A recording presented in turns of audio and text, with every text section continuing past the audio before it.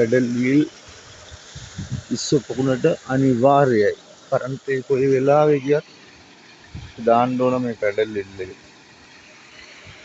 මේ pedal wheel එකෙන් තමයි ඉස්සන්ට අවශ්‍ය ඔක්සිජන් ලබා දෙන්නේ.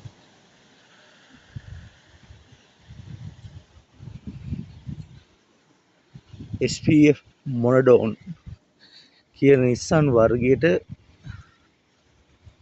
සහ වනමි කියන ඉස්සන් වර්ගයට අනිවාර්යෙන් ඔක්සිජන් අවශ්‍යයි.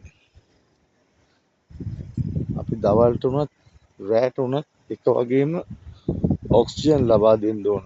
එහෙම නැතුව ගියොත් ඒ ඉස්සෝ පැටිය වීක් වෙනවා. වීක් වෙනවා. අනිත් එක ඔක්සිජන් ඩ්‍රොප් වුණාම මේ හිස්සන් ගොඩක් වෙලාට බොයිලර්ස් වගේනේ ඉක්මනින්ම මැරෙනවා.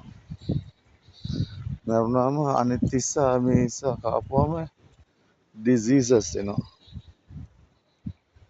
ඒ හින්දා තමයි අපි ඉස්සු පොකුණේ අනිවාර්යෙන් පැඩල් වීල්. ඒ කියන්නේ ඔක්සිජන් එක අනිවාර්යයෙන්ම දෙන්න ඕන.